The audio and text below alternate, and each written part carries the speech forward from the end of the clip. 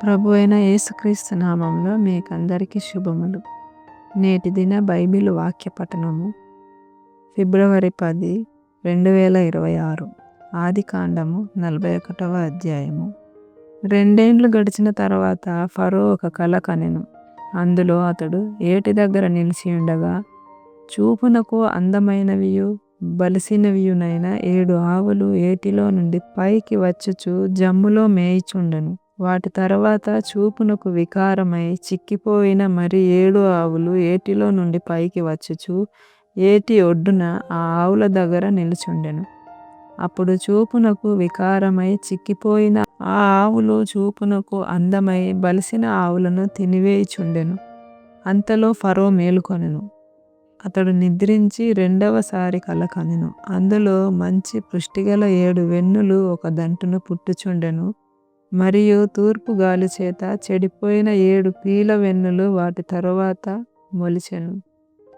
అప్పుడు నిండైన పుష్టిగల ఆ 7 వెన్నులను ఆ పీల వెన్నులు మృంగివేసెను. అంతలో ఫరో మేలుకొని అది కల అని గ్రహించెను. తెల్లవారినప్పుడు అతని మనస్సు కలవరపడెను గనుక అతడు ఐగుప్తు శకునగాండ్రనందరినీ అక్కడ విద్వాంసులనందరినీ పిలువనంపించి ఫరో తన కలలను వివరించి వారితో చెప్పెను గాని ఫరోకు వాటి భావము తెలుపగలవాడెవడునూ లేకపోయెను.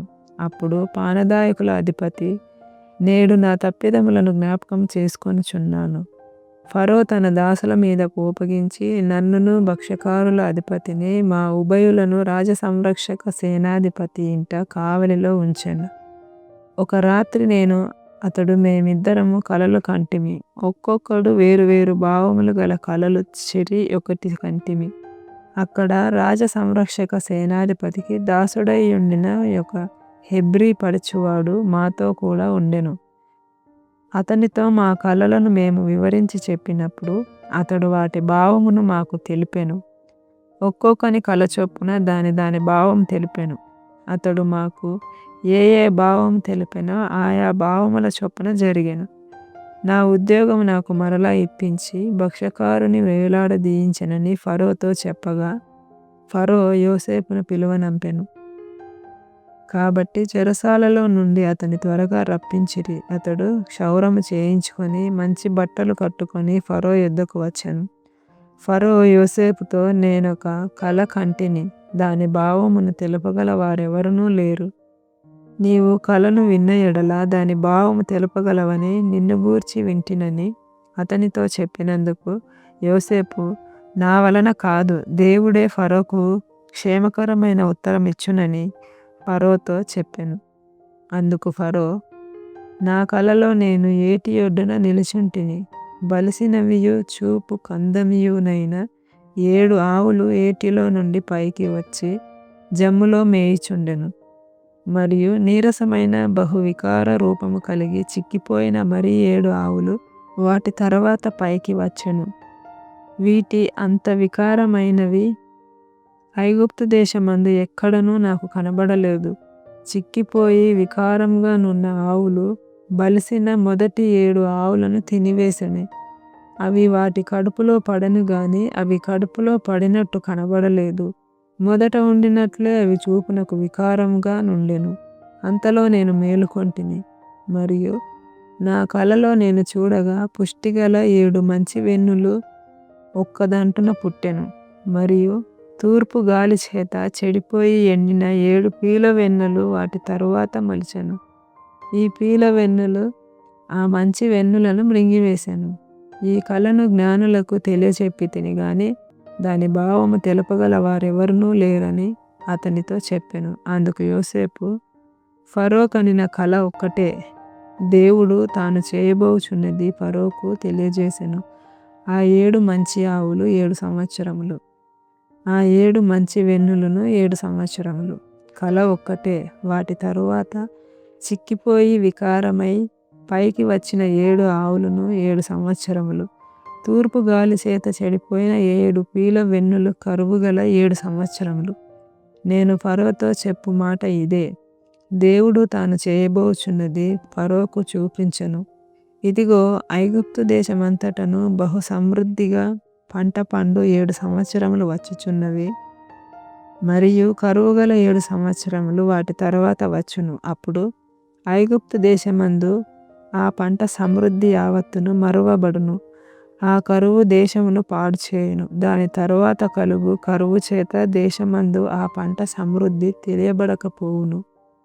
ఆ కరువు మిక్కిలి భారముగా నుండును.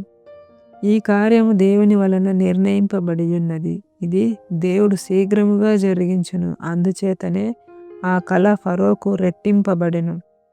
కాబట్టి ఫరో వివేక జ్ఞానములు గల ఒక మనుషుని చూచుకొని ఐగుప్తు దేశం మీద అతని నియమింపవలెనని ఫరో అట్లు చేసి ఈ దేశం పైన అధిపతులను నియమించి సమృద్ధిగా పంట పండు 7 సంవత్సరములలో ఐగుప్తు దేశం అందంతటను 5వ భాగము తీసుకొనవలెను.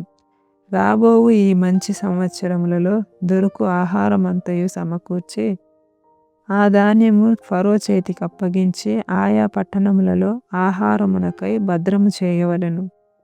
కరువు చేత ఈ దేశము నశించిపోకుండా ఆ ఆహారం ఐగుప్తు దేశంలో రాబోవు కరువు సంవత్సరములు 7ంటికి ఈ దేశమందు సంగ్రహముగా నుండునని ఫరోతో చెప్పెను.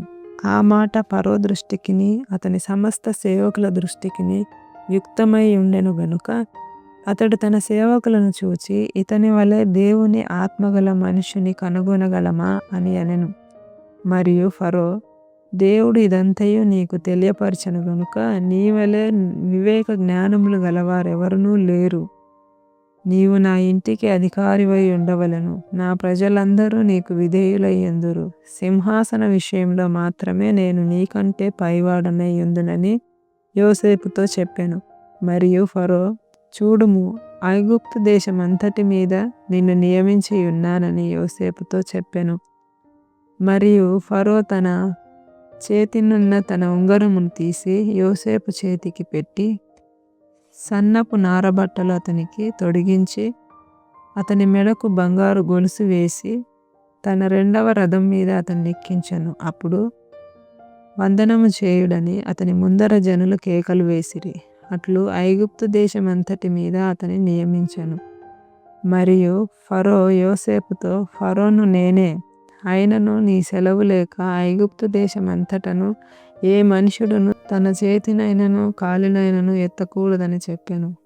మరియు ఫరో యోసేపునకు జెఫ్నత్పనేహు అనే పేరు పెట్టి అతనికి ఓను యొక్క యాజకుడైన పోతీఫెరు కుమార్తెయగు ఆసేనతునిచ్చి పెండ్లి చేసెను.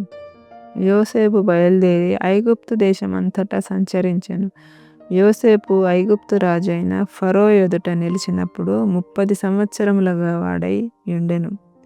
అప్పుడు యోసేపు ఫరో ఎదుట నుండి వెళ్ళి ఐగుప్తు దేశమంతటా సంచారం చేసెను. సమృద్ధిగా పంట పండిన 7 సంవత్సరములలో భూమి బహు విరివిగా పండెను. ఐగుప్తు దేశమందున్న 7 సంవత్సరములు ఆహారమంతయు అతడు సమకూర్చి ఆయా పట్టణములలో దాని నిలువ చేసెను. ఏ పట్టణము చుట్టూ నుండు పొలము యొక్క ధాన్యము ఆ పట్టణమందే నిలువ చేసెను. యోసేపు సముద్రపు ఇసుక వలె అతి విస్తారముగా ధాన్యం పోగు చేసెను. కొలుచుట అసాధ్యమాయెను గనుక కొలుచుట మానివేసెను.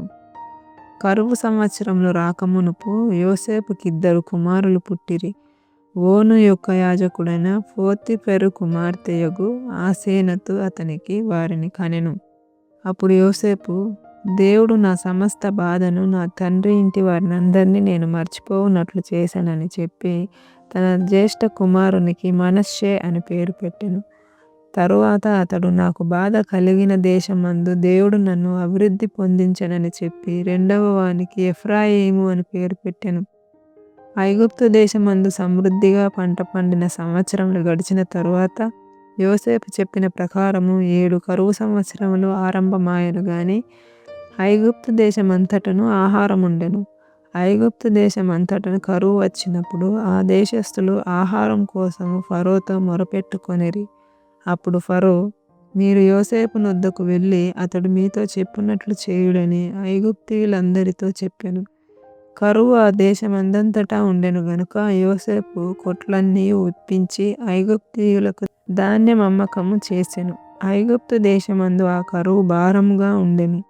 మరియు ఆ కరువు ప్రతి దేశమందు భారమైనందున సమస్త దేశస్థులు యోసేపు నొద్ద ధాన్యము కొనుటకు ఐగుప్తునకు వచ్చిరి.